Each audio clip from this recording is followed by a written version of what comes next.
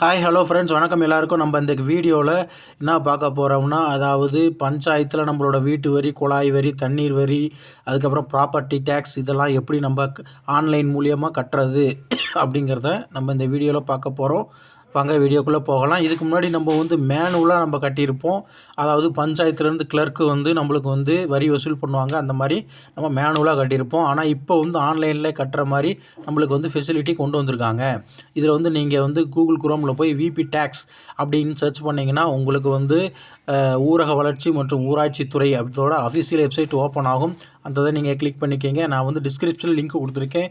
நீங்கள் அதை கிளிக் பண்ணிக்கிங்க. அதில் நீங்கள் சேவைகள் அப்படின்னு இருக்கும். அதில் உங்கள் நிலுவைத் தொகையை பார்க்க அப்படின்னு இருக்கும். அதில் ஃபஸ்ட்டு எடுத்தோடனே சொத்து வரி, குடிநீர் வரி, தொழில் வரி, வர்த்தக வரி இதெல்லாம் இருக்கும். நம்ம அதில் நம்மளுக்கு எந்த தேவையோ அதை நம்ம செலக்ட் பண்ணிக்கலாம். இதில் நம்ம சொத்து வரி செலக்ட் பண்ணியிருக்கேன். அதில் மாவட்டத்தின் பெயர் ஃபஸ்ட்டு, அதுக்கப்புறம் பிளாக்கு, அதுக்கப்புறம் நம்ம எந்த பஞ்சாயத்து அப்படிங்கிறத நம்ம செலக்ட் பண்ணணும். செலக்ட் பண்ணிவிட்டு வரி விதிப்பு எண், அந்த இது வரி விதிப்பு எண் அப்படிங்கிறது நீங்கள் இதுக்கு முன்னாடி நீங்கள் கட்டியிருப்பீங்க, அந்த செலானில் இருக்கும். அதை நீங்கள் எடுத்து இதில் அடிச்சுக்கோங்க. அடிச்சுட்டு கீழே கேப்சா கோட் இருக்கு பார்த்தீங்களா, அந்த இதை நீங்கள் கிளிக் பண்ணணும். அந்த இதை கிளிக் பண்ணிவிட்டு நீங்கள் சர்ச் கொடுத்தீங்கன்னா உங்களுக்கு ஓப்பன் ஆகும். கேப்சா கோடு தப்பாக அடித்தா ஓப்பன் ஆகாது. தப்பாக இருந்தால் மீண்டும் நம்ம கேப்சா கோடு அதில் அடித்து நம்ம சர்ச் பண்ணணும். சர்ச் பண்ணோம்னா நம்மளுக்கு எந்தெந்த வருஷத்தில் வரி பாக்கி இருக்குது அப்படிங்கிறத நம்மளுக்கு ஷோ ஆகும். இப்போ சர்ச் பண்ணியாச்சு. சர்ச் பண்ணாமே கீழே உங்கள் பேர், வார்டு, எந்த தெரு அப்படிங்கிறத காமிக்கும். அது கரெக்டாக இருக்கான்னு பார்த்துக்குங்க. பார்த்துட்டு வியூ அப்படின்ட்டு பார்த்தீங்களா, அந்த இதை நீங்கள் கிளிக் பண்ணிங்கன்னா இப்போ உங்களுக்கு இது ஷோ ஆகும். அதாவது மதிப்பீட்டு விவரங்கள். அதில் நம்மளோட பேர், நம்மளோட ஃபுல் டீட்டெயில் இதில் இருக்கும்.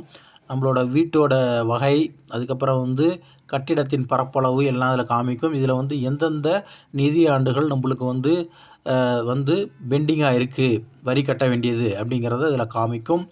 அதில் நீங்கள் பே அப்படிங்கிறது இருக்கும். அந்த இதை நீங்கள் கிளிக் பண்ணிங்கன்னா நீங்கள் இதில் நம்ம ஸ்ட்ரைட்டாக நம்ம வரி கட்டிடலாம். ஃபஸ்ட்டு எடுத்தோடனே உங்கள் பேர் இங்கிலீஷில் அடிக்கணும்.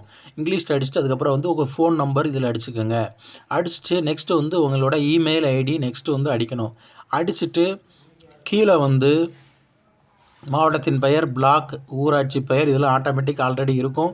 அந்த இதை நம்ம ஃபுல் பண்ணிவிட்டு கீழே கேப்சா கோடு வரும். அந்த கேப்சா கோடு நீங்கள் அடிச்சுட்டு சர்ச் அப்படின்ட்டு பார்த்தீங்களா, அந்த இதை நீங்கள் கிளிக் பண்ணிங்கன்னா இந்த மாதிரி செலான் ஓப்பன் ஆகும். அதில் நீங்கள் கட்டண முறை அப்படிங்கிறது இருக்குது பார்த்தீங்களா, அந்த இதை நீங்கள் கிளிக் பண்ணிங்கன்னா ஆன்லைன் அப்படிங்கிறது கிளிக் பண்ணணும்.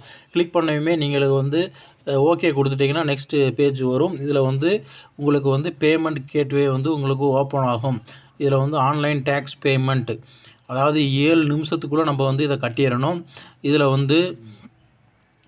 உள்ள net banking, debit card, credit card இதன் மூலியமாக தான் நம்ம கட்ட முடியும்.